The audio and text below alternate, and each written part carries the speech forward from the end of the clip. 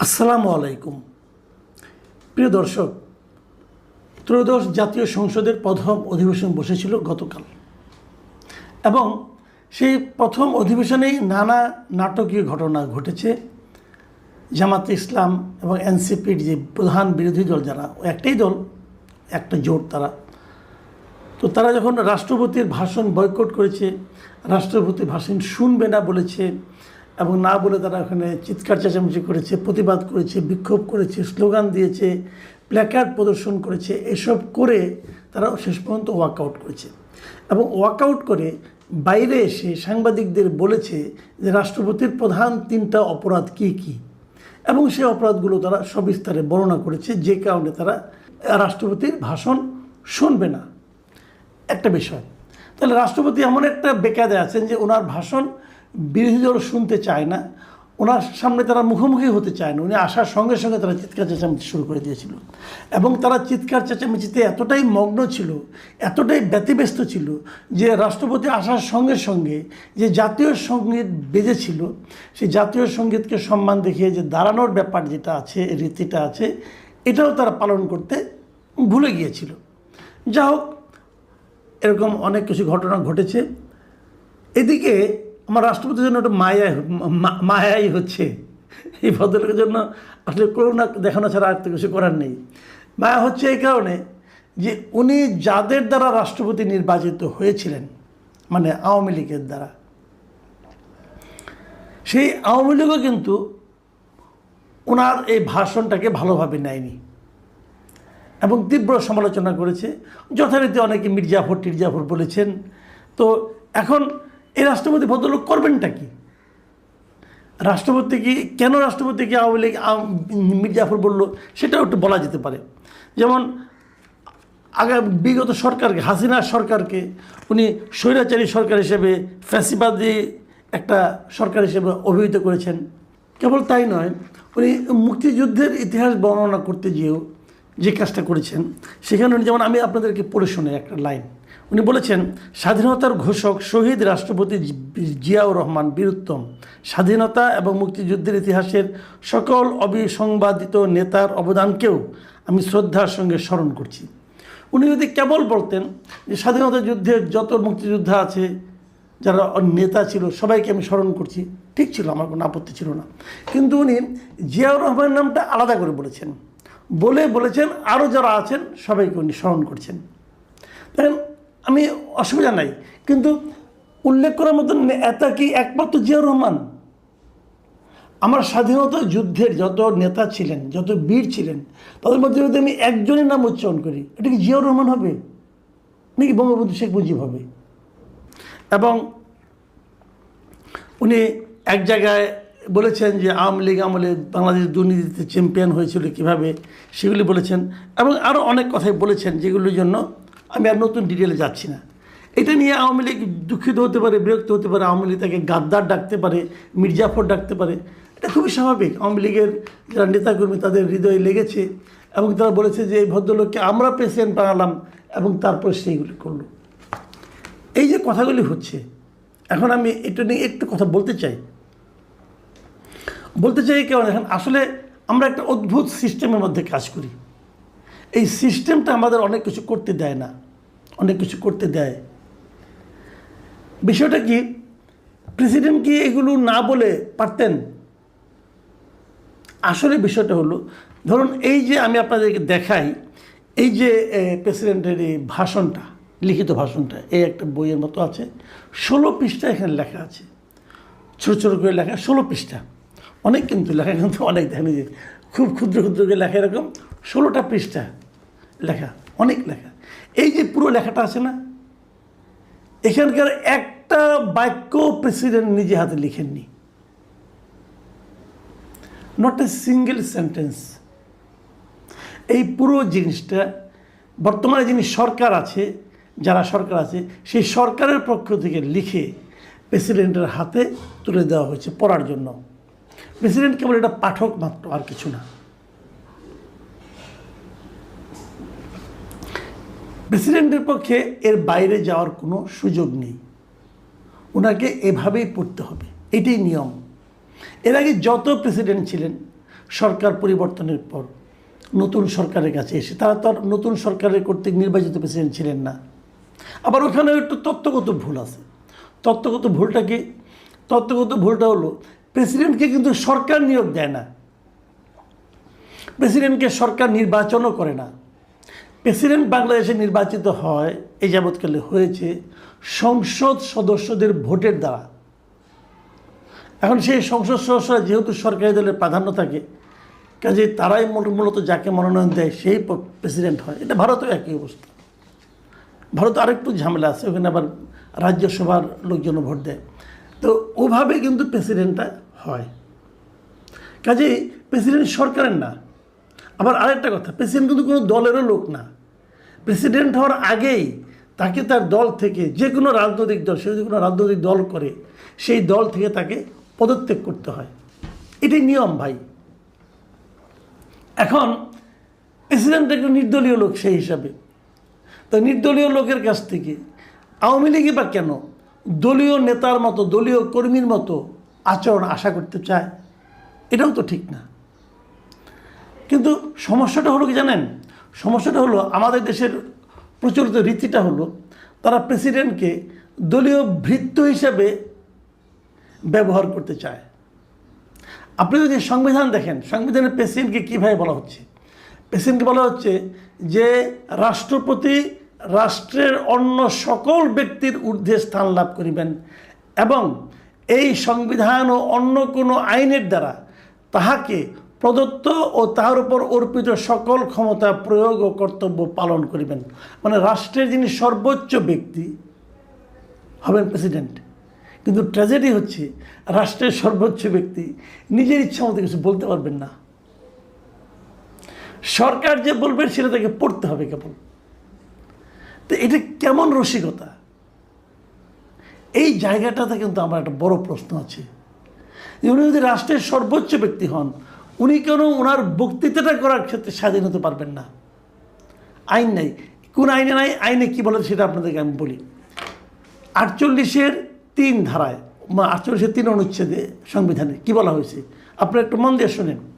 এই সংবিধানের 56 অনুচ্ছেদে 3 দফা অনুসারে কেবল প্রধানমন্ত্রী ও 95 অনুচ্ছেদের 1 দফা অনুসারে প্রধান বিচারপতি নিয়োগের ক্ষেত্র ব্যতীত রাষ্ট্রপতি তাহার অন্য সকল দায়িত্ব পালনে প্রধানমন্ত্রীর পরামর্শ অনুযায়ী কার্য করিবেন। তার মানে এই যে গতকালকে জাতীয় সংসদে উনি একটা ভাষণ পাঠ করেছেন, এটা কিন্তু রাষ্ট্রপতির কার্য। এই কার্যটা যিনি করেছেন এটা প্রধানমন্ত্রীর পরামর্শ অনুযায়ী করেছেন। প্রধানমন্ত্রী যা যা পড়তে বলেছেন উনি তাই তাই পড়েছেন, এর বাইরে পড়ার কোনো এখতিয়ার ওনার নাই। এবং এই পুরো বইটা ওনাকে ছাপিয়ে দেওয়া হয়েছে, উনি কেবল পড়েছেন।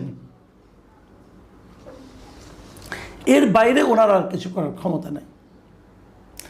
এখন এটাকে নিয়ে যদি আওয়ামী লীগ দুঃখিত হয়, বিএনপি খুশি হয়, বিএনপির খুশি হওয়ারও কিছু নাই, আওয়ামী লীগের দুঃখিত হওয়ারও কিছু নাই। আওয়ামী লীগ যদি বলে তুমি এটা কেন পড়লা, পড়তে পারত না, তুমি বলতে হ্যাঁ, উনি হয়তো বলতে পারতেন যে এই জায়গাটা আমি পড়তে চাই না। তারপরে যদি প্রধানমন্ত্রী বলেন না আপনাকে এটা পড়তে হবে, তাহলে ওনাকে পড়তে হবে ভাই। উনি তো এর বাইরে যেতে পারবেন না। ঠিক একইভাবে বিএনপি যদি এটা খুব খুশি হয়, সেটাও তো ওদের কোনো ব্যাপার না। আচ্ছা, এই জন্যই কিন্তু আমরা বলছি যে প্রেসিডেন্টের ক্ষমতার ভারসাম্যটা চেঞ্জ করতে হবে। সেই ভারসাম্য আপনি কীভাবে চেঞ্জ করবেন? দেখুন জুলাই সনদে কী আছে। জুলাই সনদেও কিন্তু রাষ্ট্রপতিকে বাড়তি কোনো ক্ষমতা দেওয়া হয়নি, কেবল একটা জায়গায় দেওয়া হয়েছে। ওই যে 2টা জায়গায় বলা হয়েছিল না যে রাষ্ট্রপতি প্রধানমন্ত্রীর সঙ্গে আলোচনা না করে করতে পারবেন, প্রধানমন্ত্রী নিয়োগ করতে পারবেন আর প্রধান বিচারপতি নিয়োগ করতে পারবেন। তার সঙ্গে উনি আরও কিছু পোস্ট তাকে দেওয়া হয়েছে জুলাই সনদে। সেটা হলো উনি জাতীয় মানবাধিকার কমিশনের চেয়ারম্যান ও সদস্যগণ, তথ্য কমিশনের প্রধান কমিশনার, তথ্য কমিশনারগণ, প্রেস কাউন্সিলের চেয়ারম্যান ও সদস্যগণ, আইন কমিশনের চেয়ারম্যান ও সদস্যগণ, বাংলাদেশ ব্যাংকের গভর্নর এবং বাংলাদেশ এনার্জি রেগুলেটরি কমিশনের চেয়ারম্যান ও সদস্যগণকে নিয়োগ দিতে পারবেন। এগুলি যোগ করা হয়েছে। কিন্তু যদি জুলাই সনদকে আপনি বাস্তবায়ন করেন, তারপরেও কিন্তু প্রেসিডেন্টের যে ভাষণটা সেটা কিন্তু মন্ত্রিসভায় অনুমোদিত হয়ে আসবে।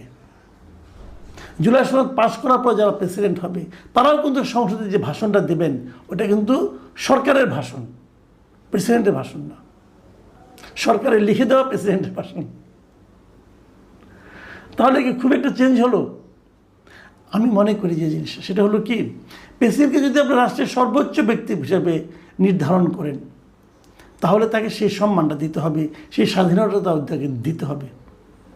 উনি একটা ভাষণ দেবেন, লিখিত ভাষণ, সেটাও যদি সরকার কর্তৃক অনুমোদিত হতে হয় তাহলে এটা কিন্তু খুব দুঃখজনক।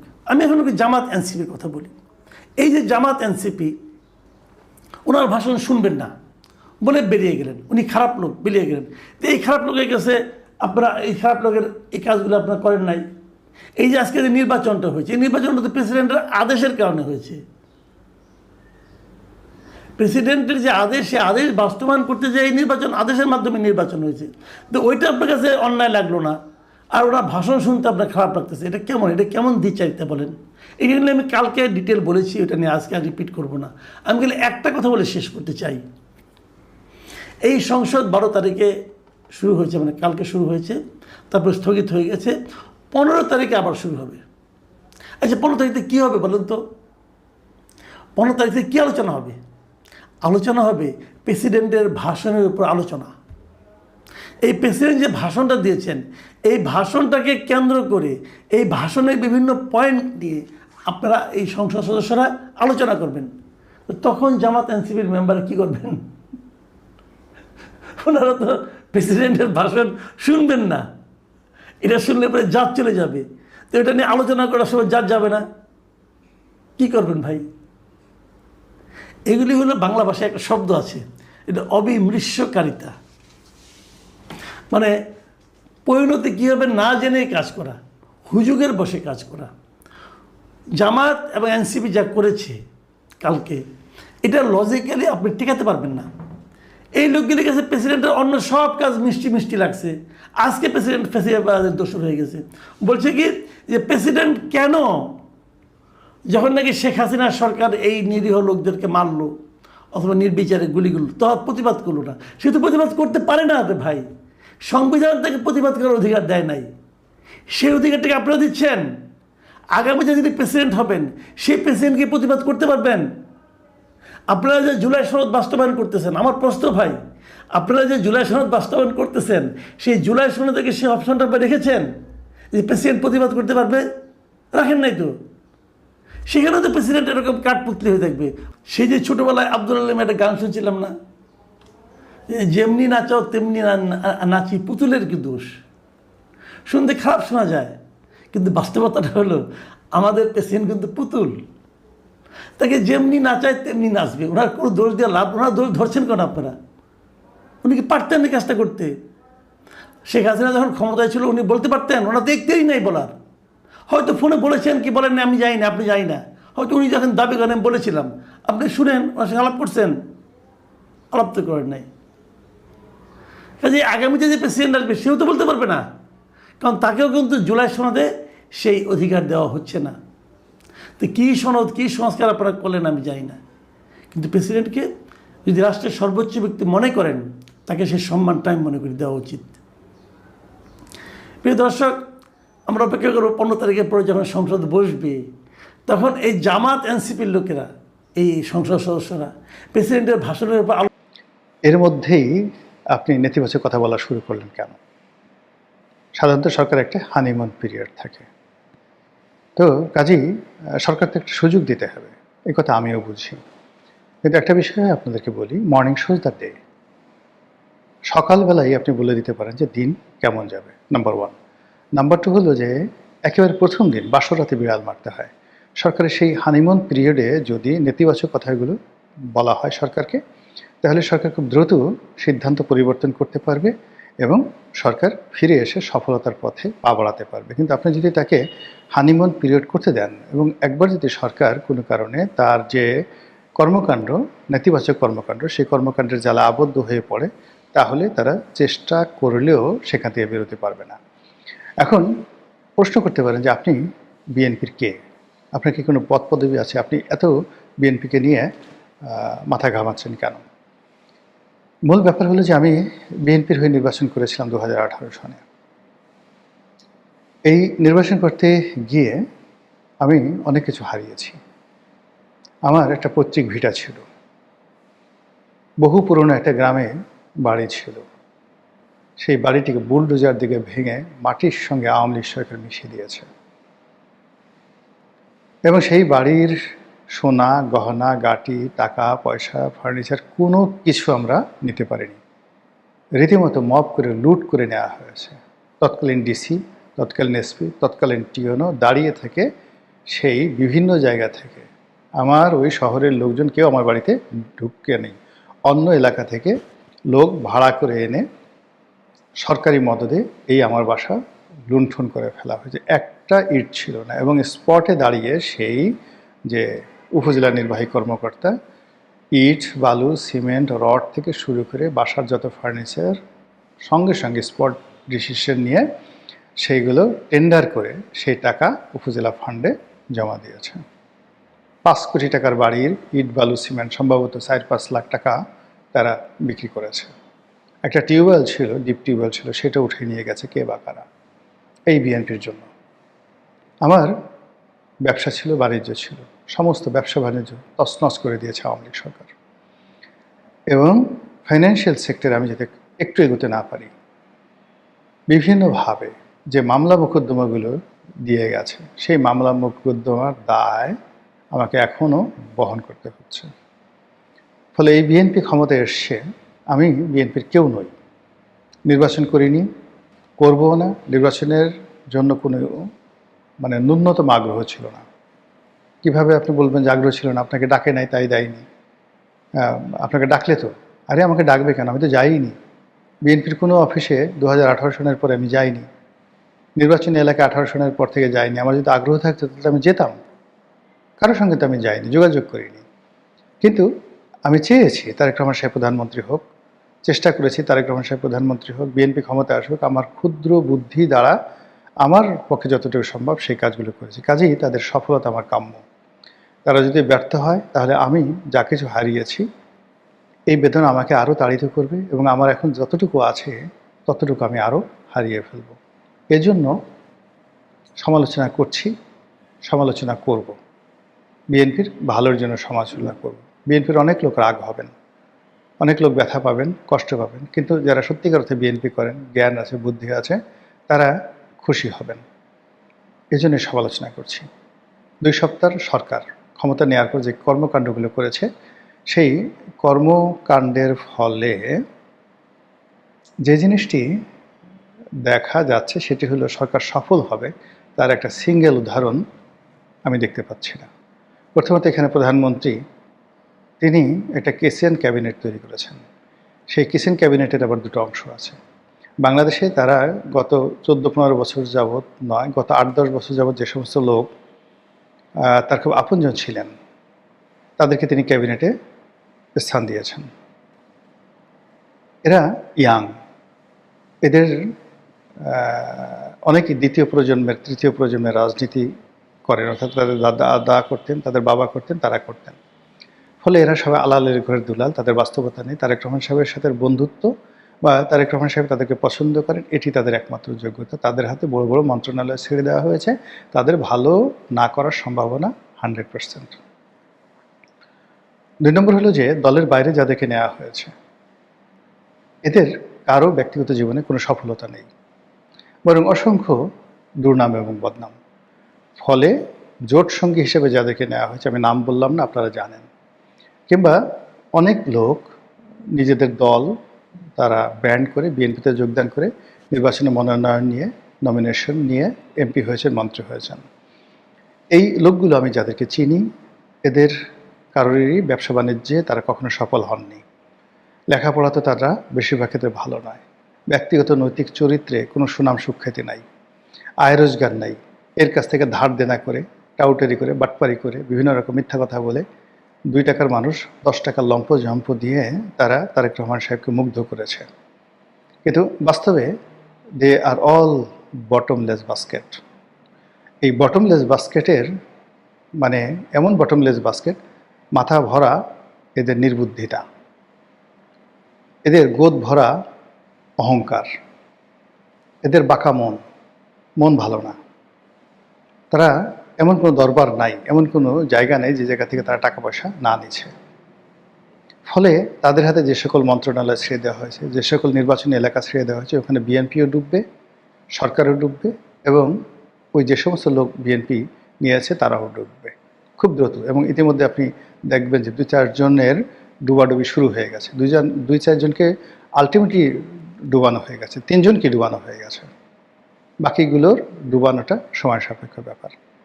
আচ্ছা, এই গেল বাইরের। দলের ভিতরে যে গ্রুপটি লন্ডন থেকে এসছে, তারা সেই গত 14, 15, 16, 17 বছর ধরে বাংলাদেশের আসলে কি হচ্ছে তারা এই বিষয়গুলো জানে না। তারা সবাই বড় বড় দায়িত্ব প্রাপ্ত হয়েছে এবং উপদেষ্টা রূপে যাদেরকে বিভিন্ন মন্ত্রণালয়ে সংযুক্ত করা হয়েছে, এখানে প্রথম কয়েক মাস মন্ত্রীরা তাদেরকে খুব তোয়াজ করবে, তদবির করবে।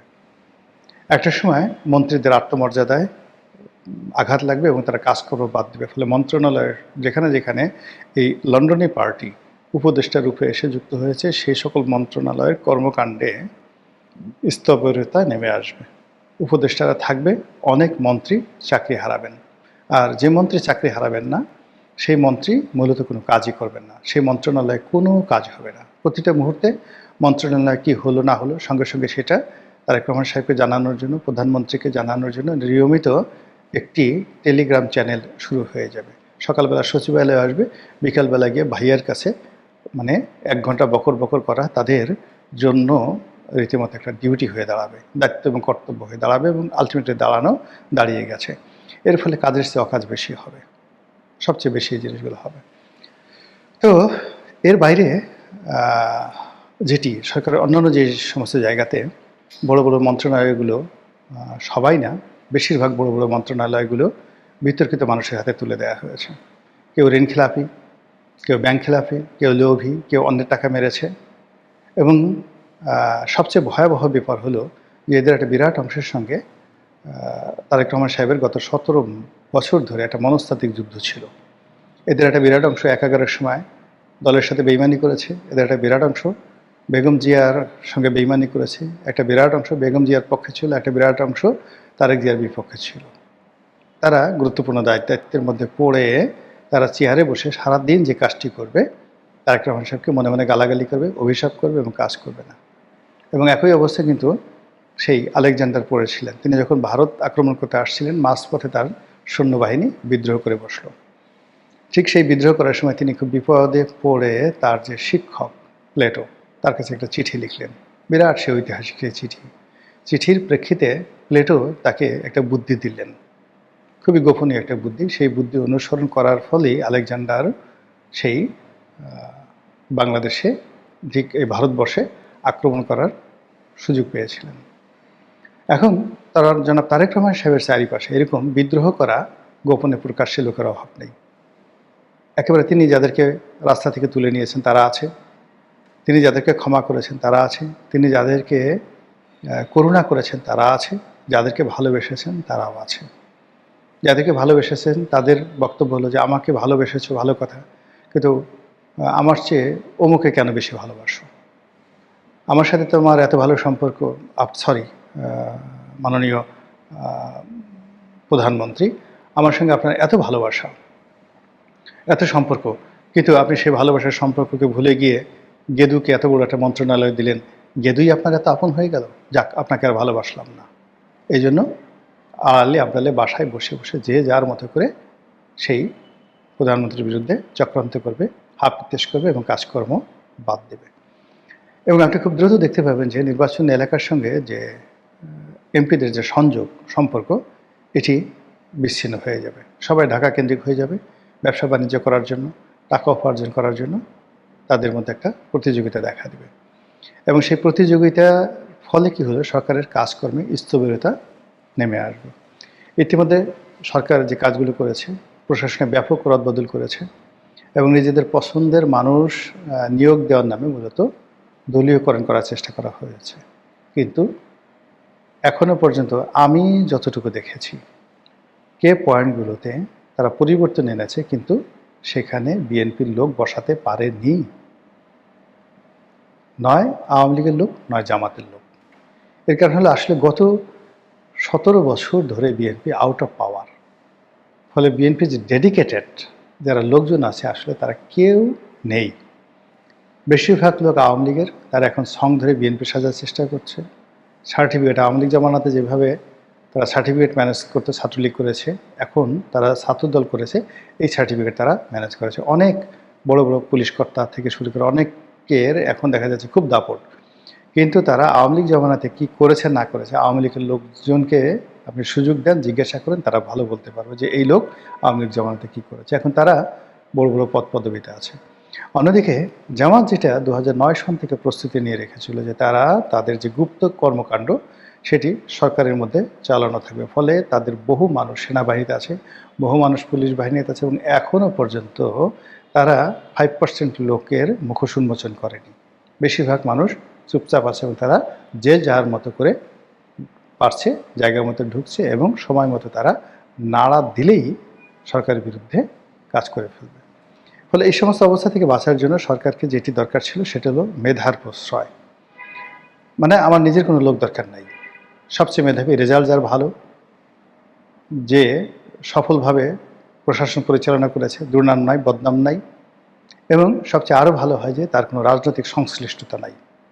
যার যার রাজনৈতিক সংশ্লিষ্টতা রয়েছে, এমনকি যারা আওয়ামী লীগ করেছে, বিএনপি করেছে, জামাত করেছে, সবাইকে আউট করে দিয়ে যদি রাজনৈতিক সংশ্লিষ্টহীন একটি সিভিল অ্যাডমিনিস্ট্রেশন, মিলিটারি ব্যুরোক্রেসি, পুলিশের যে পদায়নগুলো করা যায়, তাহলে সরকার বাঁচতে পারে। আদারওয়াইজ এই সরকার খুব দ্রুত বিপদের মধ্যে পড়বে। সর্বশেষ যেটি বলি, আয় অনুযায়ী ব্যয়। সরকার এই গত 15 দিনে যে কাজগুলো করেছে, ইনকাম জেনারেট করার একটা সিঙ্গেল পরিকল্পনা আমি তাদের মধ্যে দেখিনি। কী করে ট্যাক্স বাড়ানো যায়, কী করে ট্যাক্স কমানো যায়, কী করে জনগণের স্বস্তি দেওয়া যায়, এবং একটা স্ট্যাবল এবং যাকে বলা হয় ধারাবাহিক কনসিস্টেন্ট যে অ্যাডমিনিস্ট্রেশন গড়ে তোলার জন্য যা কিছু করা দরকার তার একটা কাজও না করে সরকার যে কাজগুলো করেছে তার কোথায় কোথায় দৈন্যতা আছে, সিটি কর্পোরেশনের টাকা নেই, ব্যাংকে টাকা নেই, এই জিনিসগুলো সরকারের কর্তা ব্যক্তিরা প্রকাশ্যে বলে দিয়ে প্যানিক ছড়িয়ে দিয়েছে। আর অনাহত অনেকগুলো ব্যয় বাড়িয়ে দিয়েছে। এই খাল কাটতে হবে, ওই কার্ড দিতে হবে, এই কৃষি ঋণ মকুব করতে হবে। মানে একটা পয়সা আপনি আয় করলেন না 15 দিনে, ক্ষমতায় এসে 15 পয়সা আপনি ইনকাম করলেন না, কিন্তু আপনি 15 টাকা খরচ করে ফেললেন। এবং যেভাবে এগুচ্ছে এবং যেভাবে এই খরচ করার একটা মহোৎসব তৈরি হয়েছে, বড় জোর 6-7 মাস এই দাপটগুলো চলতে থাকবে। এরপরে দেখবেন যে খাল কাটার জন্য যে কমিটি করা হয়েছে, এর প্রত্যেকটি কমিটির দিকে তারেক রহমান সাহেব তাকাবেন না, এদের মন্ত্রিত্ব চলে যাবে। এবং এই খাল কাটা নিয়ে এত দুর্নীতি হবে, এই ফ্যামিলি কার্ড বিতরণ নিয়ে এত দুর্নীতি হবে, পত্রপত্রিকা এত লেখালেখি হবে, এবং এগুলো নিয়ে যে সিন্ডিকেশন হবে, এইগুলোর প্রেক্ষিতে সরকার যখন এখান থেকে ফিরে আসবে তখন রাষ্ট্রের অনেক কিছুই দেউলিয়াত্বের পর্যায়ে চলে গেছে। 7টা সমস্যার কথা বলতে চাচ্ছিলাম, 7টা কারণ, সম্ভবত বেশি বলা হয়ে গেছে। মহান আল্লাহ আমাদের সবাইকে হেদায়েত দান করুন এবং হেফাজত করুন। আসসালামু আলাইকুম ওয়া রাহমাতুল্লাহি ওয়া বারাকাতুহু। না পারে, আওয়ামী লীগকে থেকে শিক্ষা নিতে হবে বিএনপি যে বাদ দিয়ে রাজনীতি করলে আপনি দীর্ঘমেয়াদী দেশ চালাতে পারবেন না, অনৈক্য হবে, কোনো না কোনো একদিন বিপ্লব হবে, কোনো না কোনো একদিন বিপ্লবের পরে আপনার পতনও হবে। বিএনপির সবসময় রাজনৈতিক শত্রু হচ্ছে আওয়ামী লীগ। এই আওয়ামী লীগকে কমব্যাট করতে গিয়ে তার রাজাকার, আলবদর, যুদ্ধাপরাধী, স্বাধীনতা বিরোধী, মুসলিম লীগ সবাইকে তার সাথে নিতে হয়েছে। জাসদ, বামপন্থী যারা করেছিল, যারা অ্যান্টি আওয়ামী লীগ, পুরো বিএনপি হচ্ছে একটা anti Awami club as it was started, এবং সেই অ্যান্টি আওয়ামী ক্লাবে মুক্তিযোদ্ধাও ঢুকেছে, আবার অ্যান্টি মুক্তিযোদ্ধাও ঢুকেছে, মুক্তিযুদ্ধ ঢুকেছে। এই দুটোর মধ্যে ভারসাম্য রাখা বিএনপির জন্য খুব কঠিন। প্রসিকিউটররা যে তথ্য প্রমাণ সাক্ষী সুবাদ হাজির করছে, তাতে করে সব মিলিয়ে যা যা হচ্ছে তাতে এই ট্রাইব্যুনালের ভবিষ্যৎ কি, অথবা এই যে বিচারগুলো হচ্ছে তার মানদণ্ডটা কোথায় গিয়ে দাঁড়াচ্ছে? পলিটিক্যাল মামলাগুলো ইভেনচুয়ালি আন্তর্জাতিক ন্যায় বিচারের কোষ্ঠী পাথরে টিকবে কিনা, আই ডাউট। আমন্ত্রণ জানাচ্ছি প্রিয় দর্শক, মানচিত্র নিয়মিত আয়োজন কথোপকথনে। আজকে আমাদের সঙ্গে অতিথি হিসেবে যুক্ত রয়েছেন সাবেক সংসদ সদস্য, জাতীয় পার্টির মহাসচিব ব্যারিস্টার শামীম হায়দার পাটোয়ারী। ব্যারিস্টার শামীম হায়দার পাটোয়ারী, আপনাকে স্বাগত জানাচ্ছি আমাদের অনুষ্ঠানে। অনেক ঘটন অঘটন নাটকীয়তার পরে 12ই মার্চ সংসদের প্রথম অধিবেশনটি বসলো। আমরা সেখানেও নানান ধরনের নাটকীয় জিনিস দেখতে পাচ্ছি। আমরা যদি রাষ্ট্রপতি ভাষণ বলি কিংবা স্পিকার ডেপুটি ডেপুটি স্পিকারের বিষয়টি নিয়ে যা ঘটলো, আহ সবকিছু নিয়ে ভালো ভালোই হয়তো যাত্রা শুরু হয়েছে। তারপরেও একজন সাবেক সংসদ সদস্য হিসেবে এবং একটি অন্যতম প্রধান রাজনৈতিক দলের মহাসচিব হিসেবে আপনার প্রতিক্রিয়াটা একটু জানতে চাচ্ছিলাম। স্বাভাবিকভাবেই এই সংসদে অনেক বামপন্থী দল নাই, আওয়ামী লীগ ব্যান দল নাই, জাতীয় পার্টিকে হারিয়ে দেওয়া হয়েছে। সংসদটা অবশ্যই অন্তর্বর্তীমূলক না। তারপরে আমরা এই সংসদে সরকারকে স্বাগত জানাচ্ছি, কারণ আমরা দিব্য চোখে দেখতে পাচ্ছিলাম ইউনূস গভর্নমেন্ট আস্তে আস্তে দেশকে, দেশের রাজনীতিকে, সমঝোতাকে একটা খাদের কিনারে নিয়ে যাচ্ছিল। আরেকটি হলে দেশটা খাদ থেকে পড়ে যেত এবং দেশে উগ্র ইসলামিক জঙ্গিবাদ, যুদ্ধ অবস্থা, সিভিল ওয়ার, এই ধরনের একটা সিচুয়েশন আস্তে আস্তে চলে যেত। সেখান থেকে একটা উত্তরণ হলো। এই উত্তরণটা আমরা স্বাগত জানাচ্ছি। তবে বর্তমান সরকারি দায়িত্ব, তারা তাদের আচার ব্যবহার, কথাবার্তা, আইনের শাসনে এমন ভাবে যেন চালাবে, আমাদেরকে যেন বলতে না হয় যে না, ইউনূসের আমলটাই ভালো ছিল। তো ওই কোন আমল ভালো ছিল এই কম্পারিজনটা যেন করতে না হয়, এটা সরকারের দায়িত্ব। তো সংসদ থাকলে একটা মিনিমাম দায়বদ্ধতা থাকে, মিনিমাম জনগণের অংশগ্রহণ থাকে, মিনিমাম অ্যাকাউন্টেবিলিটি থাকে এবং লেজিটিমেসি থাকে। তো সেক্ষেত্রে আমি মনে করি দেশে তো সংসদ দরকার, দেশে সরকার দরকার, দেশে সংসদ দরকার। ইউনূস সরকারের সময় সংসদও ছিল না, সরকারও ছিল না, কিছু এক্সপেরিমেন্ট ছিল। কখন যেটা মনে হয়েছে, যাকে দিয়ে যা প্রয়োজন মনে হয়েছে, প্যারাটুপারকে দিয়ে ফরেন ইনভেস্টমেন্ট ট্রাই করা হয়েছে, এবং বিভিন্ন ধরনের এনজিওর লোককে দিয়ে বিভিন্ন ধরনের কাজ করানো হয়েছে। স্বাস্থ্য বিষয়ে যার কোনো অভিজ্ঞতা নাই, তাকে স্বাস্থ্য উপদেষ্টা করা হয়েছে। এগুলো করে অনেকে তার এক্সপেরিমেন্টাল ভাবে সরকার চালিয়েছে। রাষ্ট্র জনগণ তো আসলে এক্সপেরিমেন্টের বিষয় না, এটা অভিজ্ঞতার আলোকে চালানোর বিষয়। সেইখানে বিগত সরকারের ঘাটতি ছিল। এখন নতুন সরকার, আমার বিশ্বাস, যেহেতু তারা একসময় দেশ চালিয়েছে, যদিও অনেক দিন আগে, ইতিমধ্যে ডিজিটাল ট্রান্সফরমেশন হয়ে গেছে, দেশের অর্থনীতি অনেক ভালো হয়ে গেছে, ইকোনমি বড় হয়ে গেছে। সব মিলিয়ে এই সরকারের জন্য চ্যালেঞ্জও অনেক। সকলের সাথে আলোচনা করে নিবন্ধনমূলক ব্যবস্থাকে মিনিমাম করে একটা গুড গভর্নেন্সের সরকার হবে, এমনটা আমরা আশা করছি। বাকিটা এই সরকারের উপর নির্ভর করবে। উম, বর্তমান সংসদ যে যাত্রা শুরু করলো তার মধ্যে তো অনেক ধরনের অবশ্যই ঘাটতি রয়েছে। অন্যতম প্রধান কোন কোন রাজনৈতিক দলের অন্তর্ভুক্তি নেই এখানে আপনি বলছিলেন। আমি একটু এর সাথে রিলেট করা যায়, আবার অনেকে বলতে পারেন যে না, রিলেটেড করার কিছু নেই। তারপর আমি একটা প্রশ্ন করতে চাই। যেহেতু আপনি বলছিলেন যে যদি এই সংসদের যাত্রা শুরু না হতো তাহলে হয়তো বাংলাদেশের চিত্রটা অন্যরকম হতে পারতো, সেই জায়গা থেকেই প্রশ্ন। হাদি হত্যাকাণ্ডের মূল 2 আসামি গ্রেপ্তার হয়েছে এবং নানান ধরনের কথা শোনা যাচ্ছে। সাবেক সরকার, অন্তর্বর্তী সরকারের কোন কোন উপদেষ্টা হাদি হত্যাকাণ্ডের সঙ্গে পরোক্ষভাবে জড়িত ছিলেন এরকম শোনা যাচ্ছে। আমরা নানান ধরনের গুঞ্জন শুনতে পাচ্ছি এবং যারা এটি ম্যাটিকুলাসলি ঘটিয়েছেন তাদের একটি উদ্দেশ্য ছিল বাংলাদেশের রাজনীতি আরো অস্থিতিশীল করে একটি কথিত বিপ্লবী সরকার গঠন করা, এবং সেখান থেকে তাহলে তো এই সংসদটিও আসতো না। যদি তাই হয়ে থাকে তাদেরকে চিহ্নিত করাটা কি খুব বেশি প্রয়োজন নয়, বা আদৌ এই সরকার সেটি করবে কিনা, আমাদের সামনে আনবে কিনা বিষয়গুলো? মানে নিষ্ঠুর রাজনীতির বাস্তবতা হচ্ছে এই সরকার কেন করবে? এই সরকার, এই ইউনূস গভর্নমেন্ট আসছে, এর ধারাবাহিকতা এই সরকার আসছে। দুই, জামাত ইসলামী এই সরকারের প্রধান অপোজিশন। বিএনপি এবং জামাত ইসলামী আমি মনে করি সম্পূর্ণ গ্লোভ ইন হ্যান্ডস, তারা একসাথেই আছে। আওয়ামী লীগের নিষিদ্ধ করার ব্যাপারে, জাতীয় পার্টিকে কোনো আসন না দেওয়ার ব্যাপারে, এবং পাশাপাশি বিভিন্ন ফান্ডামেন্টাল ইস্যুতে তারা এক হয়ে যাবে। বা কিন্তু মাঠে তারা দ্বন্দ্ব দেখাবে, কথায় তারা দ্বন্দ্ব দেখাবে, যাতে অপোজিশনের ভ্যাকুয়ামটা অন্য কোনো দল নিতে না পারে। এটা জামাত খুব সুকৌশলে করছে এবং খুবই খুবই স্মার্টলি করছে। তো কিন্তু ফান্ডামেন্টাল ইস্যুগুলোতে দেখা যাবে তারা ভিতরে ভিতরে এক থাকবে। ইতিমধ্যে তো প্রধানমন্ত্রীকে তারা স্বাগত জানিয়েছে, বলেছে যোগ্য প্রধানমন্ত্রী, আজকেও ধন্যবাদ জানিয়েছে। অর্থাৎ জামাত বিরোধিতা করবে, কিন্তু ঠিক ওই গৃহপালিত দলের মতোই থাকবে, আমার যেটা মনে হচ্ছে।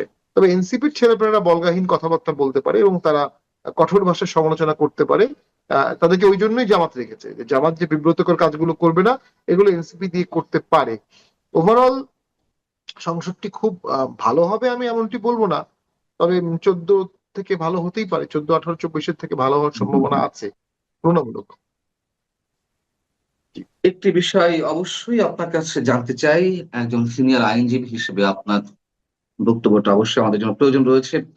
আন্তর্জাতিক যুদ্ধাপরাধ ট্রাইব্যুনালের রাষ্ট্রপক্ষের প্রসিকিউটরদের অনেককে নিয়ে এর মধ্যে নানান ধরনের বিতর্কের সূচনা হয়েছে।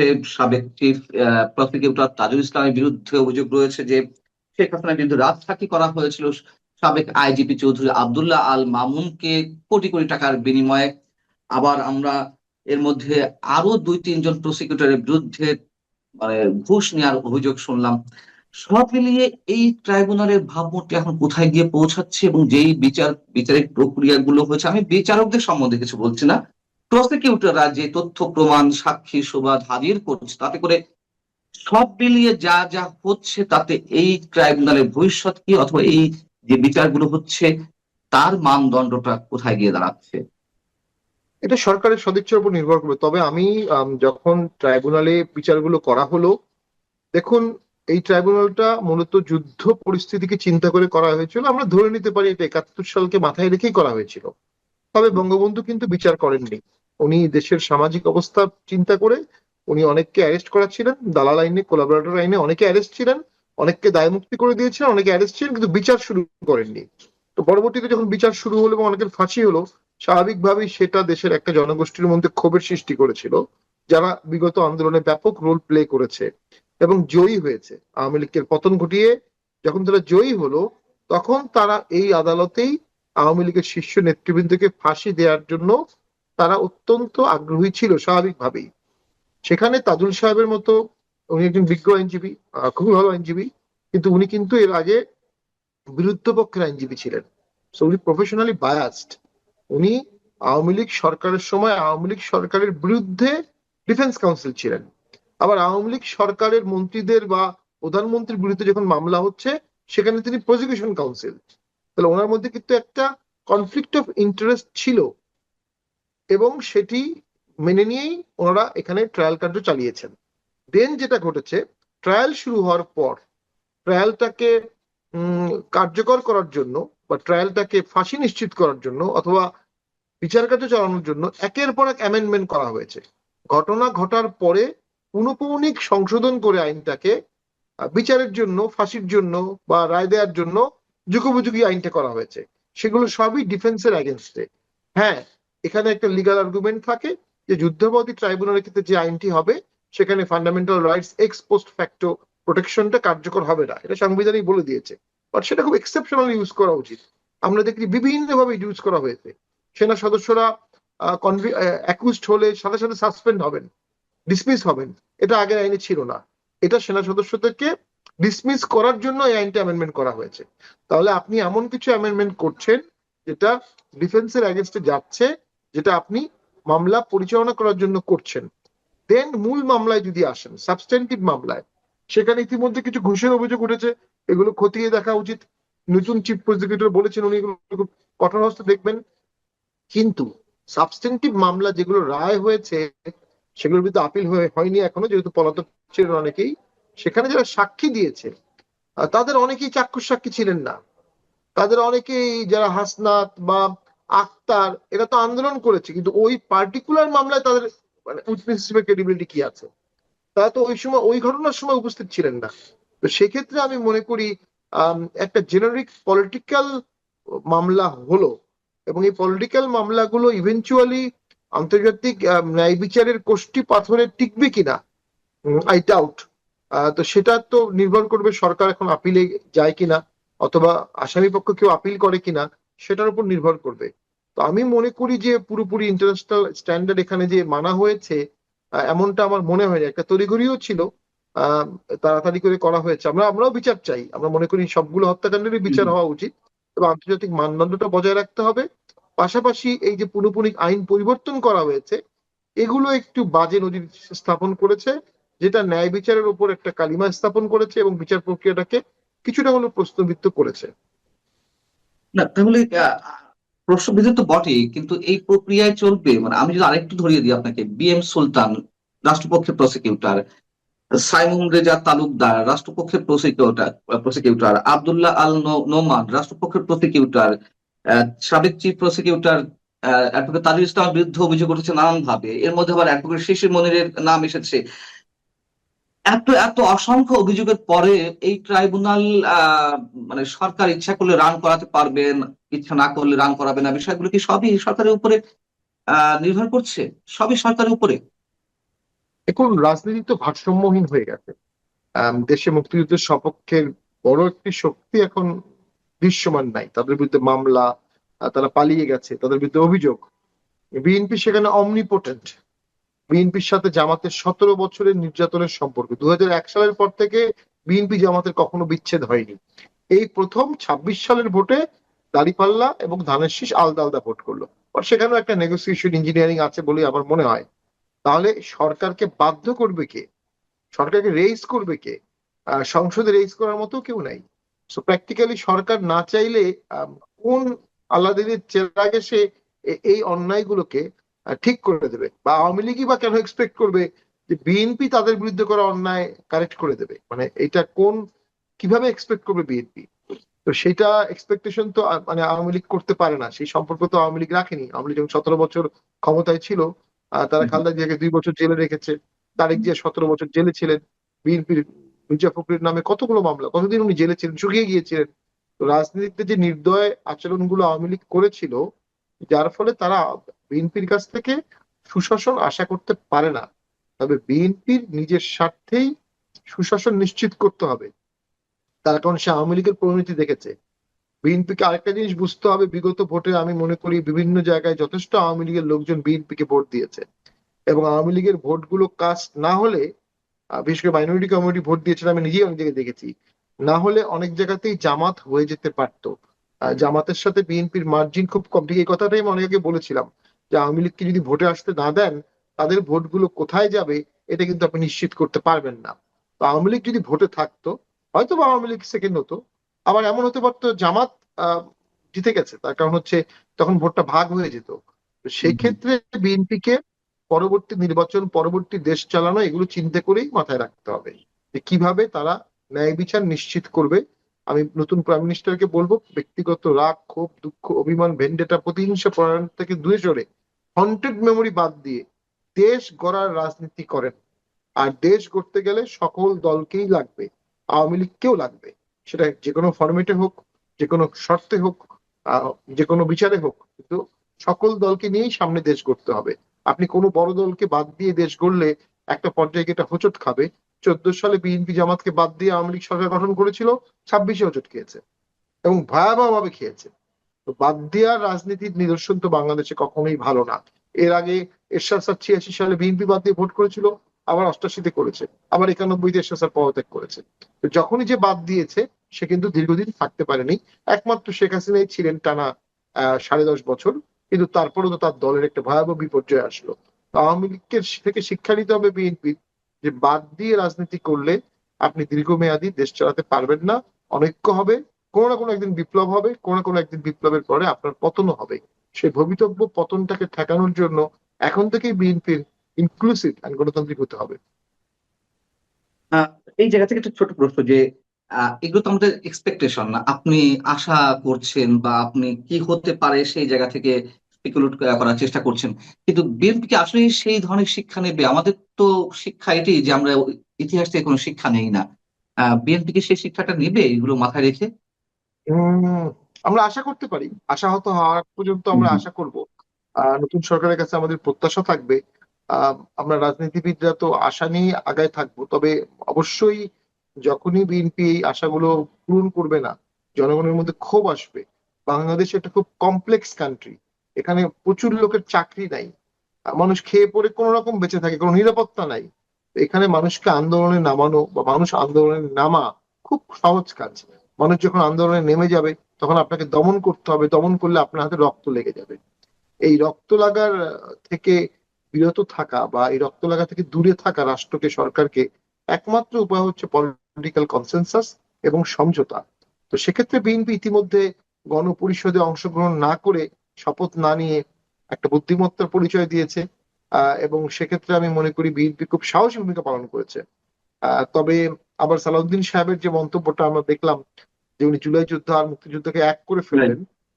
জুলাই যোদ্ধা যারা সাহসী ভূমিকা পালন করেছে, যারা জীবন দিয়েছে, যারা রক্ত দিয়েছে, যারা পুলিশের সামনে দাঁড়িয়েছে, তাদেরকে আমি শ্রদ্ধা করি। চরমভাবে শ্রদ্ধা করি। তবে ৭১-এ ৯ মাস যুদ্ধ তো তারা করেনি, তারা ৩৬ দিন আন্দোলন করেছে। ৯ মাস আর ৩৬ দিন কখনো এক হতে পারে না। সেই সময় গণধর্ষণ হয়েছে, গ্রামের পর গ্রাম জ্বালিয়ে দেওয়া হয়েছে। একটা সংঘবদ্ধ আর্মির বিরুদ্ধে যুদ্ধ আর একটা দেশের আভ্যন্তরীণ আন্দোলন কখনো এক হতে পারে না। জুলাইতে আর্মির সাথে কোনো যুদ্ধ প্র্যাকটিক্যালি হয়নি। যদি আর্মি সব পুরোপুরি যুদ্ধ করতো তাহলে ব্যাপারটা আরেক রকম হতো। এই দুটোকে এক করা যাবে না। দুটোকে এক করার যে প্রক্রিয়া, আমি মনে করি এটা নিন্দনীয়। দুই জায়গায় সুমহান। আমার কাছে ৭১ অনেক বড়, কারণ কাছে জুলাই অনেক বড় মনে হতে পারে। যারা জুলাই যোদ্ধা বা জুলাইকে অনেক আঁকড়ে ধরছে, তারাও যখন স্টাডি করবে গ্লোবাল পলিটিক্স, ৭১ সালের রাজনীতি, ৭১-এর ব্যাকগ্রাউন্ড, ৬ দফা, ৬৯ সব পড়বে, তাদের কাছেও মনে হবে যে জুলাই আর ৭১ কখনো এক হতে পারে না। দুটো প্যারামিটার সম্পূর্ণ ডিফারেন্ট। একটা দেশ পেয়েছি আমরা, একটা ভূখণ্ড পেয়েছি আমরা, একটা জেনোসাইড হয়েছে আমাদের, একটা আর্মি ৯৩,০০০ আর্মি সারেন্ডার করেছিল। তো সেই ক্ষেত্রে তো দুটো তো এক হতে পারে না কখনো। সারা পৃথিবী ভাগ হয়ে গিয়েছিল, রাশিয়া এবং ইন্ডিয়া একদিকে, আর ওইদিকে America, Muslim world, China, Pakistan আর একদিকে। শুধু বাংলাদেশকে ঘিরে, বাংলাদেশকে ঘিরে একটা থার্ড ওয়ার্ল্ড ওয়ার হওয়ার সম্ভাবনা দেখা গিয়েছিল। আমেরিকা 7 ফ্লিট পাঠিয়েছিল, রাশিয়া বলেছে আমরাও পাঠাবো, তখন আমেরিকা আবার তার ফ্লিট ফেরত নেয়। তো সেই সময় ইন্দিরা গান্ধীর অনেক দুর্দান্ত ভূমিকা ছিল। উনি ফ্রান্সের কাছ থেকে সম্মতি নিয়েছিলেন, ফ্রান্সের কনসেন্ট নিয়েছিলেন। ইন্ডিয়া পাকিস্তান যুদ্ধ হয়েছিল বাংলাদেশকে ঘিরে, প্র্যাকটিক্যালি ওপেন যুদ্ধ হয় ডিসেম্বরের 4 বা 5 তারিখ থেকে। তো সেইটার সাথে তো আর জুলাইয়ের কোনো তুলনা হতে পারে না। জুলাই যারা ভিকটিম, তাদের কাছে এটা আবেগের বিষয়, কিন্তু কোষ্টি পাথরে যখন আপনি দেখবেন, এই দুটো এক হতে পারে না। সেদিক থেকে আমি মনে করি সালাউদ্দিন সাহেবের মন্তব্যটা, ওই যে বললাম, বিএনপি আসলে একটু কনফিউজড হয়ে যেতে পারে কিছুদিনের মধ্যেই, যে তারা কোনটাকে আঁকড়ে ধরবে, কোনটাকে নিয়ে আগাবে। আওয়ামী লীগের ব্যাপারে কি করবে, জাতীয় পার্টির ব্যাপারে কি করবে, জামাতের ব্যাপারে কি করবে, জুলাই হত্যা নিয়ে কি করবে, জুলাইয়ের পরবর্তী পুলিশ হত্যা নিয়ে কি করবে, মব নিয়ে কি করবে। তো এই ক্ষেত্রে তাদের অনেক বেশি পলিটিক্যাল ম্যাচুরিটি দেখাতে হবে আমার মনে হয়। কিন্তু আমি একটা ছোট প্রশ্ন আপনার প্রার্থনা শামীম হায়দার পাটোয়ারি, কেন ৭১-এর সঙ্গে বারবার তুলনাটা আসছে, যেখানে আবার বিএনপি নিজেই মানে এই দলটি বারবার বলছে যে ৭১-কে ছোট করা, দেখা কোনো স্কোপ নেই, এবং যে দলের প্রতিষ্ঠাতা জেনারেল জিয়াউর রহমান একজন সেক্টর কমান্ডার, একজন মুক্তিযোদ্ধা, জেড ফোর্সের অধিনায়ক, আহ, তা- তার তার দলের এই মুহূর্তে প্রধানেরা বা উপপ্রধান যে যাই বলি না কেন, আমরা এই ধরনের কেন মন্তব্য করছে, ৭১-কে বারবার টেনে নিয়ে আসছে জুলাইয়ের সঙ্গে বা ২৪-এর সঙ্গে? এর মধ্যেও কি তাদেরকে খুশি করা এক ধরনের? জি। একটা রিয়েলিটি আছে। রিয়েলিটিটা হচ্ছে যে বিএনপির সবসময় রাজনৈতিক শত্রু হচ্ছে আওয়ামী লীগ। এই আওয়ামী লীগকে কমব্যাট করতে গিয়ে তার রাজাকার, আলবদর, যুদ্ধাপরাধী, স্বাধীনতা বিরোধী, মুসলিম লীগ, সবাইকে তার সাথে নিতে হয়েছে। জাসদ, বামপন্থী যারা করেছিল, যারা অ্যান্টি আওয়ামী লীগ, পুরো বিএনপি হচ্ছে একটা anti Awami club as it was started. এবং সেই অ্যান্টি আওয়ামী ক্লাবে মুক্তিযোদ্ধাও ঢুকেছে, আবার অ্যান্টি মুক্তিযোদ্ধাও ঢুকেছে, মুক্তিযুদ্ধ ঢুকেছে। এই দুটোর মধ্যে ভারসাম্য রাখা বিএনপির জন্য খুব কঠিন। তো সেই জন্যই অ্যাপিলের সুযোগ পেয়েছেন, রিভিউ করার সুযোগ পেয়েছেন, এবং তারপরে তাদের মৃত্যুদণ্ড কার্যকর হয়েছে। এবং সেইটাকে তো আপনারা আপনারা আপনারা এই নতুন ক্ষমতায় এসে আপনারা তো সেটাকে বৈধতা দিয়েছেন। তার আগের কাজ তো আপনি কোনো অস্বীকার করতে পারবেন না। সুতরাং সেইটাকে ধরে আমি যদি এই শোক প্রস্তাবকে চ্যালেঞ্জ করি, এটা বাতিল করতে হবে। কিন্তু এই ধরেন যে আমরা এখনো কিন্তু খুব নাজুক অবস্থার মধ্যে, এবং বিএনপির মধ্যে দেখেন যে তাদের কিন্তু খুব মানে পরিপক্কভাবে ঠান্ডা মাথায় অনেক কিছু আপনার ভারসাম্য রক্ষা করতে হবে। They have to keep very delicate balance. আমার প্রশ্ন হচ্ছে, যদি এটি রিজেক্ট করা হতো, যদি এটি একসেপ্ট না করা হতো, এইসব প্রস্তাবগুলো, এই নামগুলো, তাহলে কি হতো? তারা রাষ্ট্রপতি নিয়ে একটা উত্তেজনা হয়েছে, তারা তারা তো যা করা করেছে, প্রতিবাদ এরপর আর কি করতো, করার ছিল?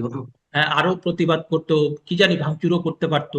আমন্ত্রণ জানাচ্ছি প্রিয় দর্শক, মানচিত্র নিয়মিত আয়োজন কথোপকথনে আজকে আমাদের সঙ্গে অতিথি হিসেবে রয়েছেন আলোচনার জন্য ঢাকা বিশ্ববিদ্যালয়ের আইন বিভাগের অধ্যাপক doctor Sheikh Hafizur Rahman Curzon. Doctor Sheikh Hafizur Rahman Curzon, আপনাকে স্বাগত জানাচ্ছি আমাদের অনুষ্ঠানে।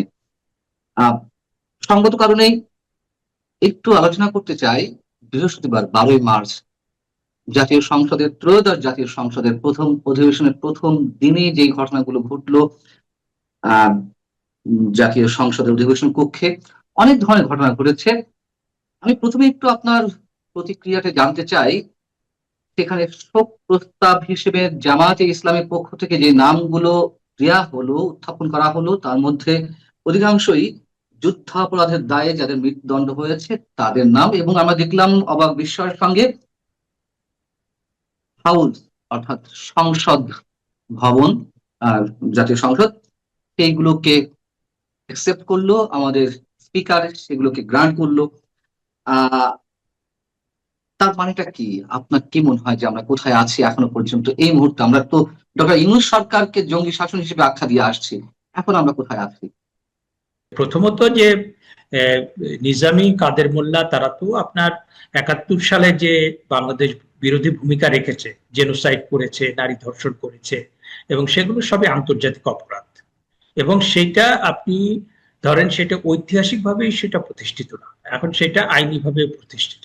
কারণ আপনি যে আইসিটিতে বিচার করছেন, যদি বিষয়টা এরকম হতো যে 1973 সালে যে আইনে আইসিটি ইন্টারন্যাশনাল ক্রাইমস ট্রাইব্যুনাল 2010 সাল থেকে বিচার হয়ে এই নিজামী কাদের মোল্লা বাকিদের আপনার মৃত্যুদণ্ড দেওয়ার পরে সেটা কার্যকর করেছিল, সেই আইসিটিকে আপনি বিলুপ্ত করে নতুন একটা আইন করে তারপরে যদি আপনি এই বিচার করতেন 24-এর যে সমস্ত আপনার কথিত মানবতা বিরোধী অপরাধ, কারণ 24-এর ওইটা ডোমেস্টিক ক্রাইম ছিল, এটা ইন্টারন্যাশনাল ক্রাইম ছিল। তো আপনি যদি এই আইসিটিকে তো আপনারা বৈধতা দিয়েছেন, এই জামাতে ইসলামী এই যে তারা যে যে আইসিটিতে তারা বিচার করছে সেটা তো 1973 সালের সেই আইন, যদিও সেটা 1971 সালের অপরাধের ক্ষেত্রেই প্রযোজ্য, কিন্তু আমি বলছি যে তারা তো সেটাকে বৈধতা দিলে তাহলে পরে তার আগের সমস্ত কর্মকাণ্ডও তো তাদের মানতে হবে।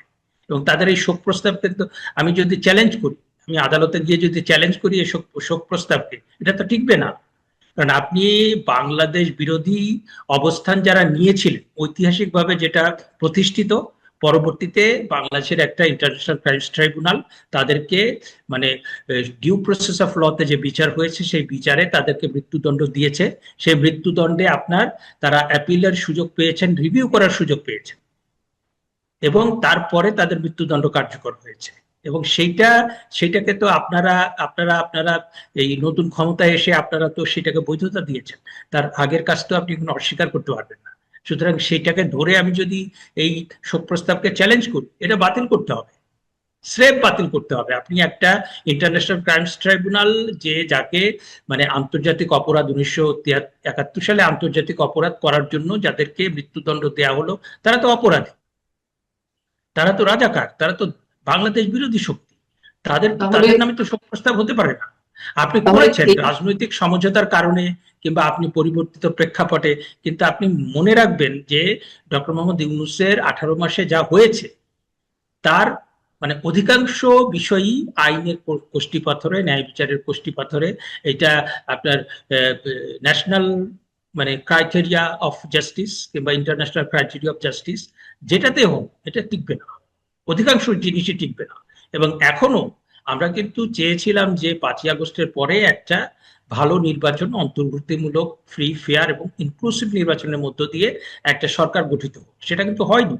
এবং যে সমস্ত মারাত্মক সব অভিযোগ উত্থাপিত হয়েছে তাতে করে এই বর্তমান সরকার তাদেরকে তাদের শুভকামনা করি, কারণ আমি আসলেই তাদের শুভকামনা করি যে তারা এই নির্বাচনের মধ্য দিয়ে তারা ক্ষমতায় আসাতে বাংলাদেশ খাদের কিনারে মানে উগ্রবাদীদের হাতে যে বাংলাদেশ চলে যাচ্ছিল সেখান থেকে রক্ষা পেয়েছে। সুতরাং এই সরকারকে কিন্তু তার ভালো ভালো কাজ দিয়ে প্রমাণ করতে হবে। কিন্তু আমার প্রশ্ন হচ্ছে একই সঙ্গে কয়েকটি। প্রথম কথা হচ্ছে, আপনি যেটি অবতারণা করলেন আমার প্রশ্নটি ছিল তার আগে আপনি উত্তর দিয়ে দিয়েছেন যে আদালতের রায়ের সঙ্গে এটি সাংঘর্ষিক কিনা এবং এটি কোনোভাবেই পারে কিনা। তাহলে পারে না, যদি নাই পারে আদালত কর্তৃক প্রমাণিত একজন ঘৃণিত ব্যক্তি বা অপরাধী যার দণ্ড কার্যকর হয়েছে তার নামে শোক প্রস্তাব, যেখানে বিএনপির অনেক অনেক শিক্ষিত মানুষ রয়েছেন, অনেক উচ্চ শিক্ষিত অভিজ্ঞ মানুষেরা রয়েছেন, এবং যেখানে স্পিকারের কথা আমি উল্লেখ করলাম, তো সেই জায়গায় তারা এটি কেন গ্রহণ করলো? তারা কি জানতো না এটি আদালতের রায়ের সঙ্গে সাংঘর্ষিক? নাম্বার 1। 2 হচ্ছে, যদি করলোই তাহলে কোন বিবেচনা বোধ থেকে করলো? মানে বিএনপি কি জামাতকে ভয় পাচ্ছে? আমার একই সঙ্গে দুটি প্রশ্ন উত্তর একটু সংক্ষেপে যদি দিতেন। আমি যেটা মনে করি যে ধরেন গতকালের প্রথম যে অধিবেশনটা হলো সেটা রাষ্ট্রপতির ভাষণ নিয়ে একটা বড় ধরনের টেনশন ছিল, যে রাষ্ট্রপতির ভাষণ, সেটা কিন্তু আপনার জামাতে ইসলাম এবং এনসিপির পক্ষ থেকে তারা বলেছেন রাষ্ট্রপতিকে অভিশংসনের কথা, রাষ্ট্রপতির ভাষণ তারা বয়কট করবেন, নানা কিছু করবেন, সেটা নিয়ে একটা বড় ধরনের চাপের মধ্যে সরকার ছিল। এবং সেটার মধ্য দিয়ে আপনার ওই শোক প্রস্তাবের ওই সময় আপনি যেটা বললেন যে হয়তোবা মাননীয় প্রধানমন্ত্রীর একটা গ্রিন সিগন্যাল পেয়ে পাওয়ার পরেই এত স্মুথলি সেটা হয়েছে। নইলে পরে স্পিকার, তিনি একজন মুক্তিযোদ্ধা, তিনি হয়তোবা এত সহজে তিনি হয়তোবা প্রথমেই সেটাকে নাকচ করে দিতেন।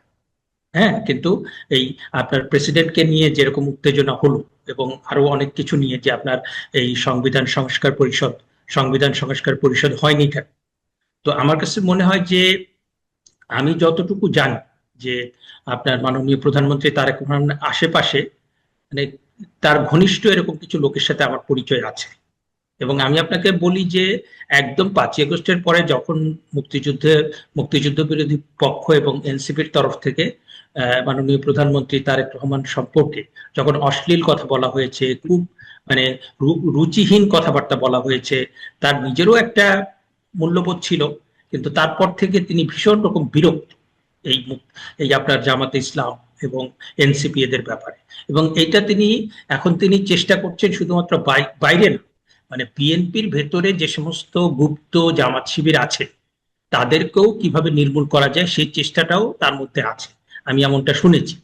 এখন তারপরেও আমাদের প্রশ্ন জাগে যে নতুন সরকার আসলো, আমরা 7ই মার্চে যে সমস্ত ঘটনা দেখলাম, তারপরে আপনার সাম্প্রতিক সময়ে আরো বেশ কিছু ঘটনা, আপনার এই যে শোক প্রস্তাবটা, তো এরকম অনেক কিছু কিন্তু আলোচনায় এসছে, যেটাকে আমরা মনে করি যে মানে সেটাকে আমরা খুব হৃষ্ট চিত্তে, সেটা আমরা খুব ভালোভাবে গ্রহণ করতে পারছি না। হ্যাঁ, কিন্তু আমার কাছে যেটা মনে হয় যে একবারে সব ফ্রন্ট তো ওপেন করা যাবে না, একবারে সব ফ্রন্ট ওপেনও করতে মানে একবারে সব ফ্রন্টে আপনার যুদ্ধ করাটা খুব কঠিন। আর দ্বিতীয়ত হচ্ছে যে আপনার এটা মাথায় রাখতে হবে যে মানে বিএনপির মূল যে প্রতিপক্ষ হচ্ছে আওয়ামী লীগ, এবং সেই আওয়ামী লীগকে আপনার মোকাবেলা করতে গিয়ে তাকে কিন্তু বিএনপির যে আপনার মূল যে সাবেক রাষ্ট্রপতি জিয়াউর রহমান সেক্টর কমান্ডার, তো তিনি যখন রাষ্ট্র ক্ষমতায় থেকে দলটা করেন তখন কিন্তু তাকে সবাইকে নিয়ে করতে হয়েছে। একদম ডানপন্থী যেমন ছিলেন, বামপন্থী ছিলেন, মধ্যপন্থী ছিলেন, নরমপন্থী ছিলেন, গরমপন্থী ছিলেন, সব ধরনের লোকজনকে নিয়ে মানে এন্টি আওয়ামী লীগ একটা প্ল্যাটফর্ম, হ্যাঁ, এন্টি আওয়ামী লীগ একটা প্ল্যাটফর্ম হিসেবে সেটাকে আপনার প্রতিষ্ঠিত করতে হয়েছে। তারপরে ধরেন এতদিন চলে গেল, এখন বিএনপির একটা নিজস্ব কিন্তু আপনার একটা আদল আস্তে আস্তে গঠন করছে। তো তার মধ্যেও আপনি দেখবেন বিএনপির ভিতরে অনেকে আছে প্রো লিবারেশন, অনেকে আবার এন্টি লিবারেশন। তো এইটা আরো বোধহয় সময় নেবে। এবং আপনি গত 18 মাসে মানে যেটা আমরা বিএনপি গঠিত হওয়ার পরে এতটা সুস্পষ্ট অবস্থান বিএনপির আমরা দেখি, মানে কনস্টিটিউশনাল অর্ডারটাকে ভেঙে ফেলে বাংলাদেশে একটা নৈরাজ্য তৈরি করে উগ্রবাদীদের হাতে দেশটা দেওয়ার জন্য যখন ইউনূস সরকার এবং জামাতে ইসলাম এবং এনসিপি তারা যখন একদম উঠে পড়ে লেগেছে, তখন কিন্তু কনস্টিটিউশনাল অর্ডার কিংবা বাংলাদেশের সাংবিধানিক যে আপনার স্থিতিশীলতা সেটা রক্ষার জন্য দুটো বড় শক্তি আমরা দেখেছি, একটা হচ্ছে বিএনপি আর একটা হচ্ছে সেনাবাহিনী। এখানে রাষ্ট্রপতিও ছিলেন, তারও একটা ভূমিকা ছিল। এবং এই জায়গা থেকে মানে আমরা তাদের দেখেছি মানে commitment of BNP to constitution liberation war. এখন তারপরেও তার দীর্ঘদিনের মধ্যে তার যে নানা রকম শক্তি এবং আপনার এই যে নানা রকম সময়ে নানা রকম ঘাত প্রতিঘাতের মধ্য দিয়ে আপনার ধরেন যে মানে মানে একদম সলিড বিএনপি, যে এমন বিএনপি না যারা জামাতের প্রতি সিম্প্যাথাইজার, হ্যাঁ, জামাতের প্রতি সিম্প্যাথি আছে, এমন বিএনপি না যে আপনার এই বামপন্থীর প্রতি সিম্প্যাথি, মানে অনেকে আমি দেখছি বিএনপির মধ্যে অনেকেই দেখছি যে বিএনপির চেয়ে তারা বেশি পছন্দ করছে মানে উগ্রপন্থীদের, বিএনপির চেয়ে বেশি পছন্দ করছে অন্যদের, যদিও তারা বিএনপিতে, কিন্তু এর ভেতরেও এমন একটা শক্তি বিএনপির মধ্যে মানে আপনার গড়ে উঠেছে যারা পরিপূর্ণভাবে জিয়াউর রহমান, খালেদা জিয়া, তারেক রহমান এবং বিএনপির যে আদর্শ তারা মনে করে সেটার প্রতি অনুগত। কিন্তু এই সলিড ফোর্সটা মানে কতটা শক্তিশালী এবং তারা কতটা শক্তি নিয়ে আপনার ক্ষমতা, তারা অনেকদিন পরে ক্ষমতা পেয়েছে, এই ক্ষমতার চর্চা করতে পারবেন এবং পরবর্তীতে আমরা যে সহনশীলতার রাজনীতি প্রত্যাশা করি, আমরা যে প্রতিহিংসামুক্ত রাজনীতি প্রত্যাশা করি, এবং আমরা প্রত্যাশা করি বাংলাদেশের সরকার এবং বিরোধী দল তারা দুটোই মুক্তিযুদ্ধ, তারপরে আমার সংবিধান, আমার জাতীয় সঙ্গীত, বঙ্গবন্ধু, এই যে এই সমস্ত বিষয়ের বিতর্কহীন ভাবে এবং এগুলোর প্রতি তাদের প্রতিশ্রুতি থাকবে, মানে খুব শক্তিশালী প্রতিশ্রুতি থাকবে, তাদেরই আমরা দেখতে চাই সরকার এবং বিরোধী দলে। তাহলে প্রশ্নটা কি দাঁড়াচ্ছে যে গুপ্ত যে জামাতিরা রয়েছে বিএনপির মধ্যে, আওয়ামী লীগের মধ্যে ছিল, এখন আমরা জানছি ছাত্রলীগের মধ্যে ছিল, এখন বিএনপির মধ্যে যারা রয়েছে তাদের কারণে বিএনপি এখন তার নিজের অস্তিত্বের সম্মুখে দাঁড়িয়ে কে চ্যালেঞ্জের মুখে? আমার মনে হয় যে বিএনপির তো নানা রকম চ্যালেঞ্জ আছে, কারণ আপনি খেয়াল করবেন যে সাবেক প্রধানমন্ত্রী খালেদা জিয়া যখন তিনি যখন লিভার কেয়ার হসপিটালে ছিলেন, তখন কিন্তু বর্তমান যে মাননীয় প্রধানমন্ত্রী তিনি কিন্তু লন্ডনে, এবং তিনি মানে তাৎক্ষণিকভাবে চলে আসার দরকার ছিল, কিন্তু তিনি আসতে পারছিলেন না, এবং তিনি তার ফেসবুক পেজে খুব আবেগঘন একটা পোস্ট দিয়েছিলেন, এবং সেখানে তিনি বলেছিলেন যে তার দেশে ফেরত আসাটা তার উপর নির্ভর করে না। তাহলে মানে আপনার বাংলাদেশে এই যে বড় বড় বিষয়, এটা কিন্তু কোনো একটা একক জাতীয় পক্ষ না, মানে অনেক বিষয় আপনার এখানে national factor, international factor, geopolitical factor, এইটা একটার সাথে আর একটা ওতপ্রোতভাবে জড়িত হয়ে গিয়েছে। সুতরাং আমার কাছে মনে হয় যে প্রত্যেকটা বিষয় মানে খুব ভাষা ভাবে কিংবা আপনি কোনো একটা ঘটনার উপর ভিত্তি করে বিচার করাটা খুব কঠিন।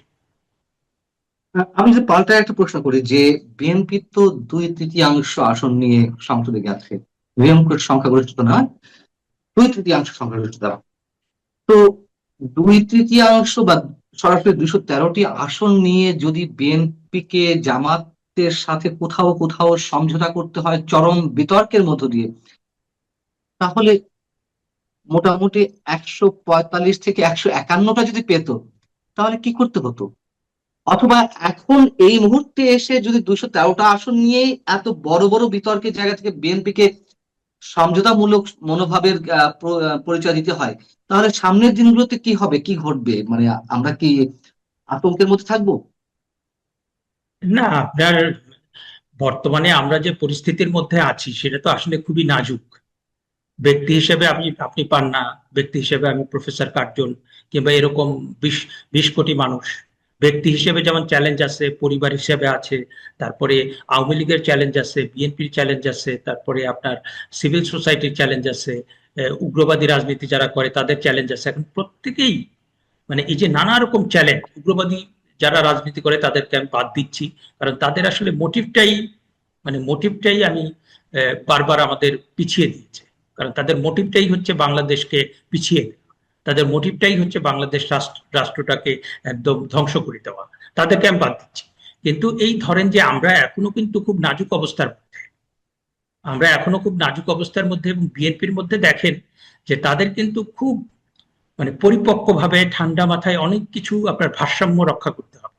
দে have to keep very delicate balance.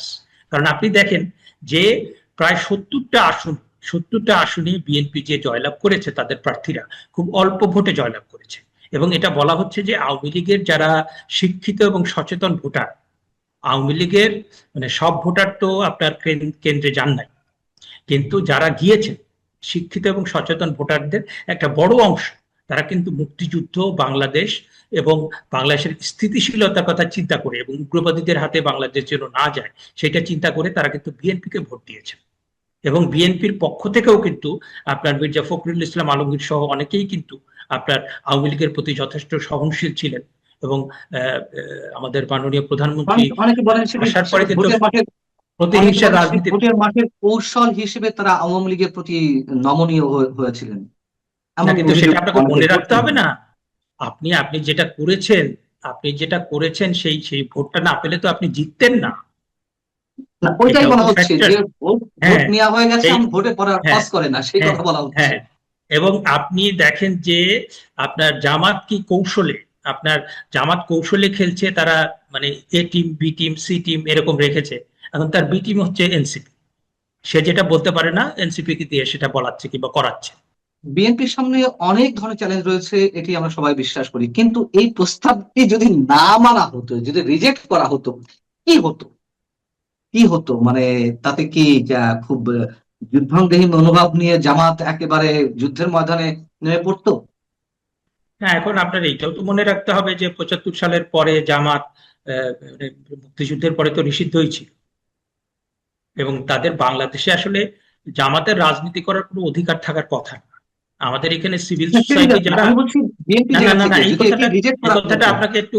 আপনাকে একটু পরিষ্কার করি, কারণ এটা খুব গুরুত্বপূর্ণ একটা কথা যেটা আমাদের এখানে আলোচিত হয় না।